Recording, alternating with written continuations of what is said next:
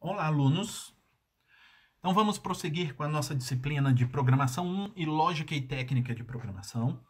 Hoje nós vamos falar de três assuntos que são um pouco continuação do assunto que nós vimos na aula passada, e os três assuntos estão relacionados. Na última aula nós falamos de loops e falamos de vetores. O primeiro assunto dessa aula agora, que é matrizes, é continuação de vetores. Então, nós vamos começar com matrizes, que é a continuação de vetores que a gente viu na aula passada, e vamos utilizar esses tópicos, que é matriz e vetores, para falar de ponteiros e alocação dinâmica. Tá? Vamos encadear essas coisas, que são... A gente já está começando a entrar em coisas mais poderosas na programação, não são coisas tão básicas.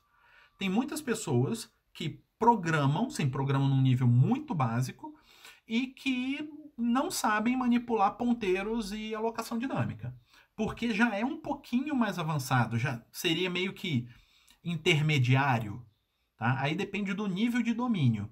Alguém que sabe, sim, ouviu falar e sabe manipular bem pouquinho de ponteiro e alocação dinâmica, ainda está ali do básico para o intermediário. Alguém que já sabe bastante de ponteiro e utilizar alocação dinâmica bem, já está ali no intermediário, dependendo, talvez até já se tornando um programador mais avançado.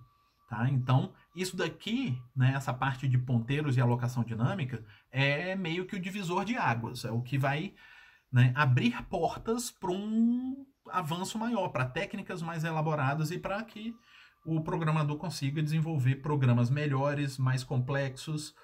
Tá? Então, esse é o ponto que a gente está chegando. Então, a gente falou que ia começar com matrizes, que seria uma continuação de vetores. Então, logo de cara, a gente tem um aviso. Vetores podem ter mais de uma dimensão.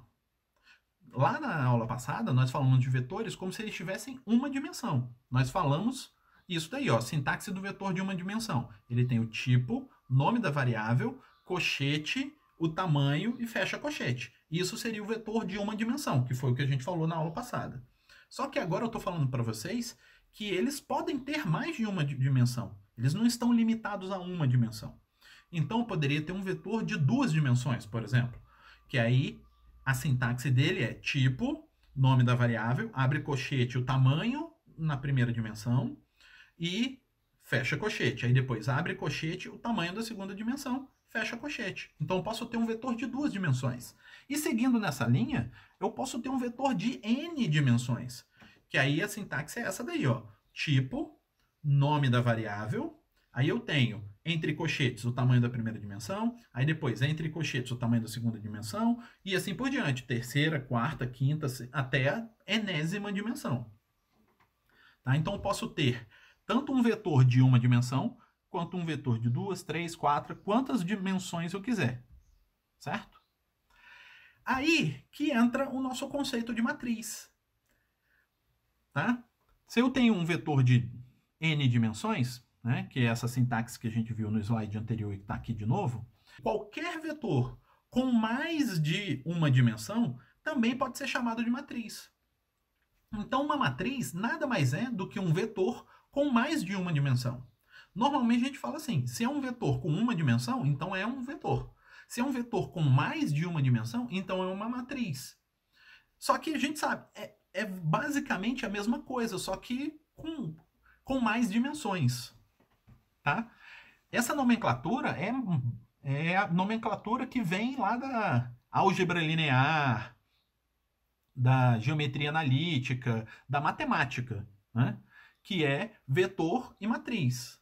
Tá? Um vetor ele é unidimensional. A matriz, né? Se a gente for para álgebra linear, a matriz ela é bidimensional. Poderia ser tridimensional, quadridimensional, dependendo do espaço em que a gente está trabalhando. É a mesma coisa aqui.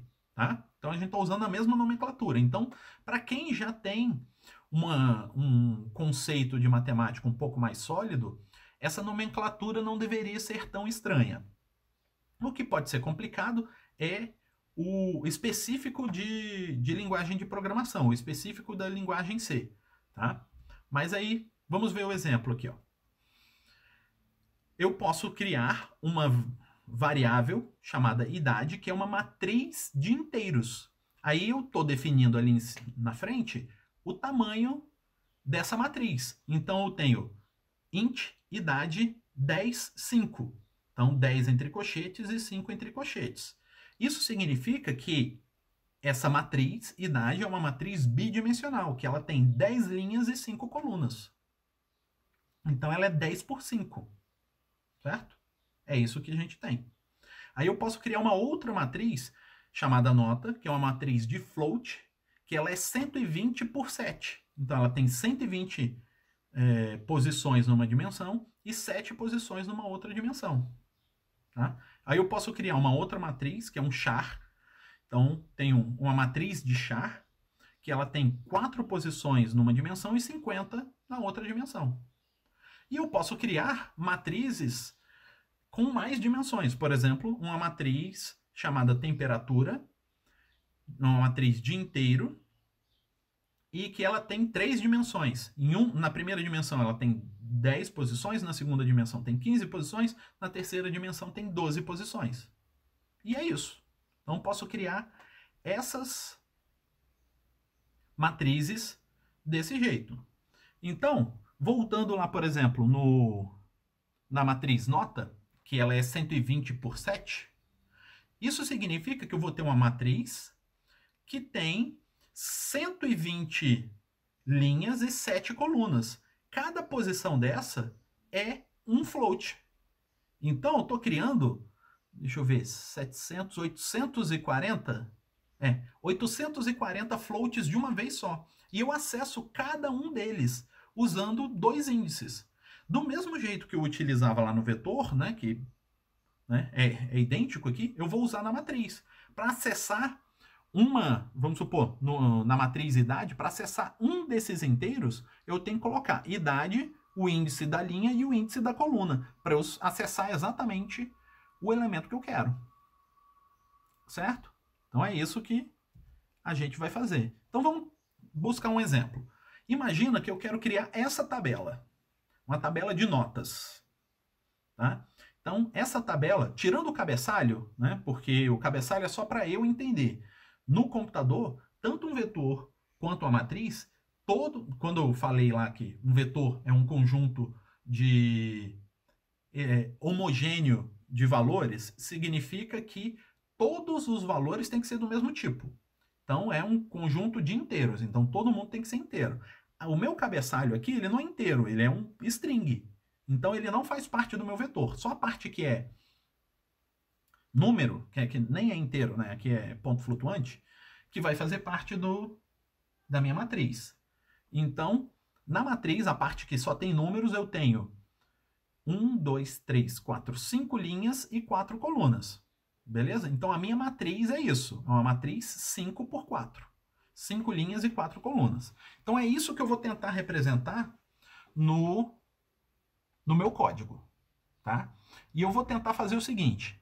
Eu vou criar um código que eu entro com os valores de nota 1, nota 2, nota 3. Então, eu vou preencher as 3 primeiras colunas da minha matriz e a média o próprio código vai calcular. Porque se eu já estou usando um programa, eu não preciso pegar uma calculadora para fazer a conta para o programa preencher isso para mim. O programa pode fazer essa conta para mim. Então vamos fazer essa conta. E nesse caso, com finalidade de mostrar uma coisa que vocês vão ver quando eu colocar o código, eu não vou pedir para o usuário digitar os valores pelo teclado, usando o scanf. Eu já vou colocar ele direto no código, tá? Para eu mostrar como que a gente poderia fazer isso com uma matriz ou com um vetor. Tá? Então vamos lá. O nosso exemplo.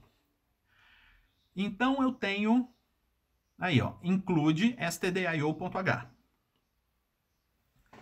Aí segue int main, né, void, e tenho o int ij.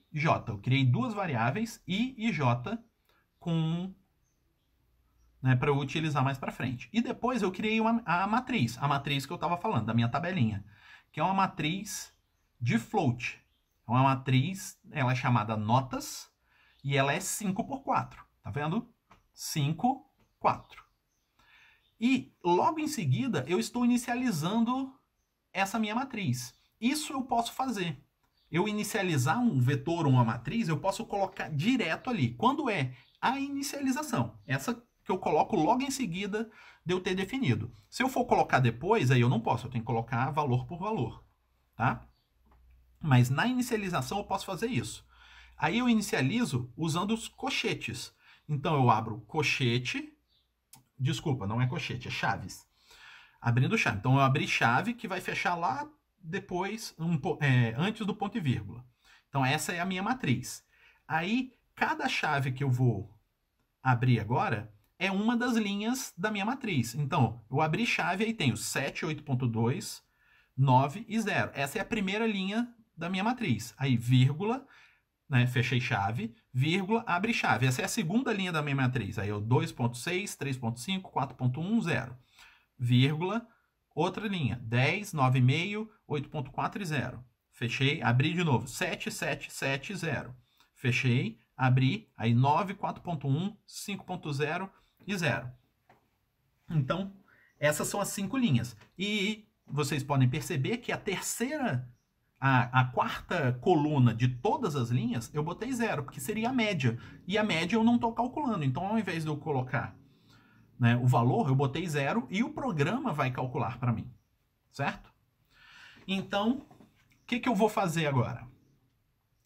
Vou colocar um for, esse for indo de 1 a 5, e eu vou calcular a média de cada uma das linhas. Então, por isso que são 5. Eu tenho 5 linhas, então o i vai começar do 0 e vai até o 5.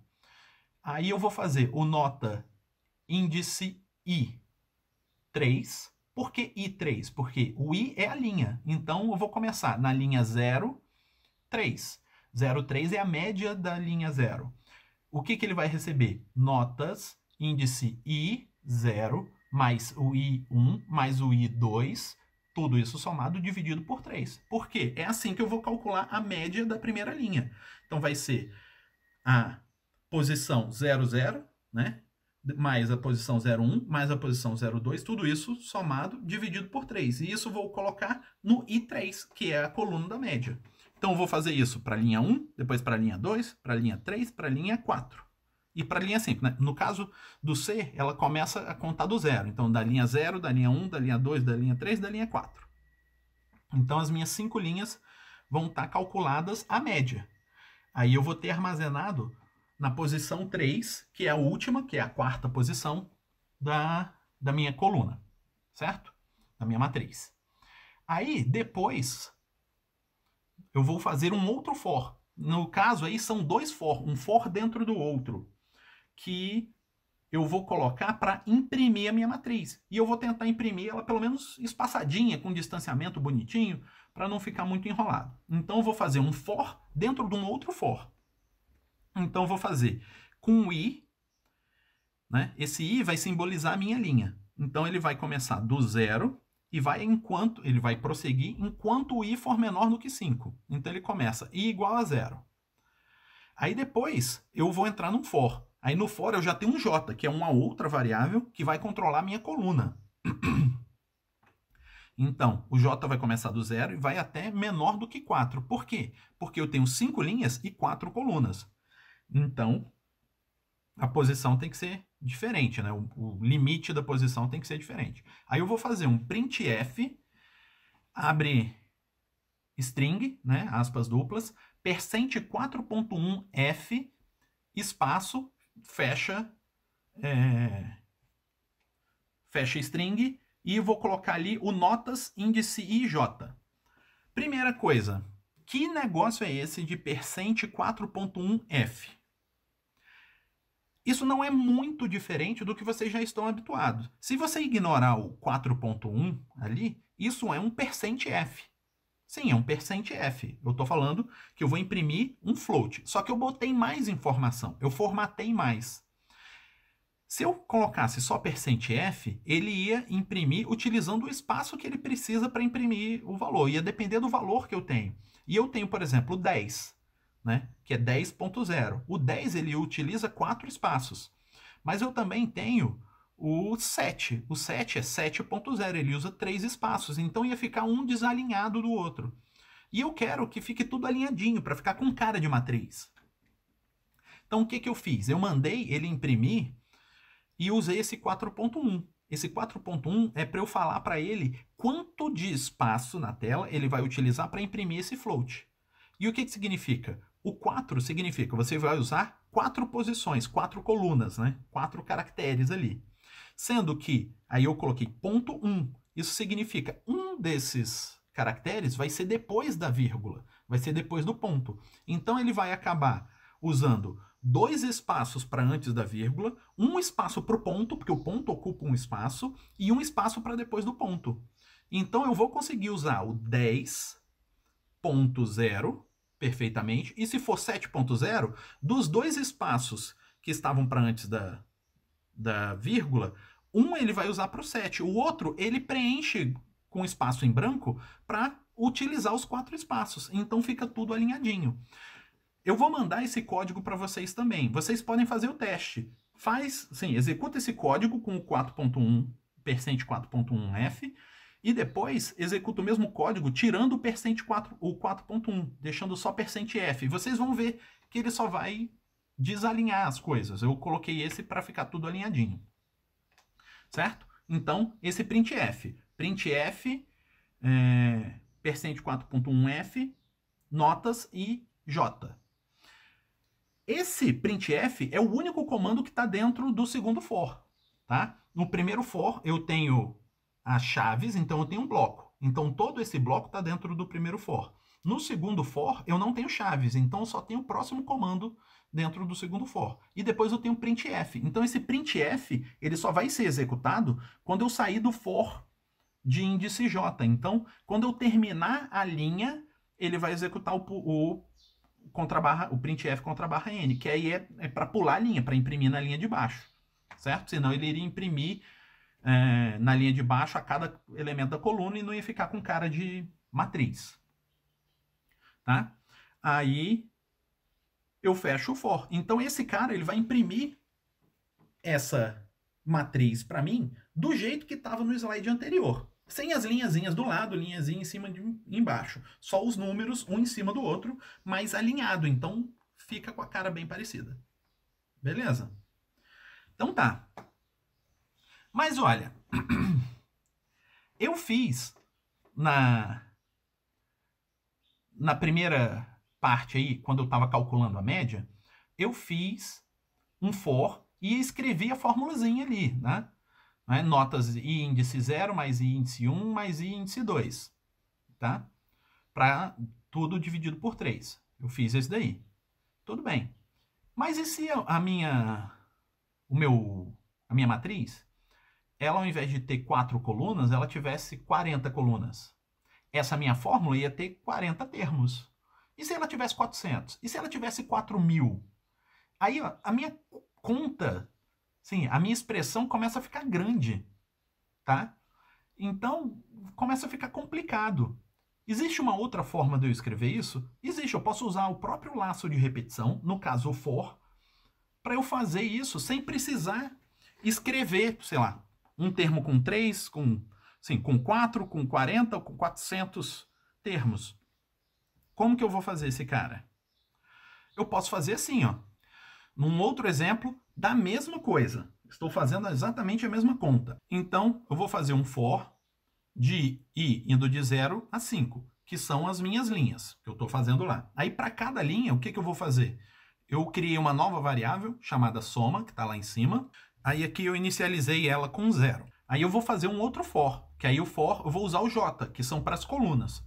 Eu vou fazer o quê? O j começando do 0 vai até menor do que 3, porque eu tenho...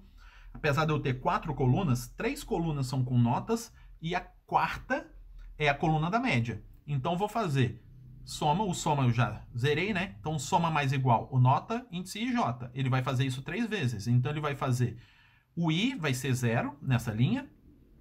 Aí o J vai ser 0, 1, 2. Então ele vai somar os 3 J's. Aí eu armazenei no J, no soma. Aí depois eu vou fazer o notas índice I3 vai receber o soma dividido por 3. E pronto.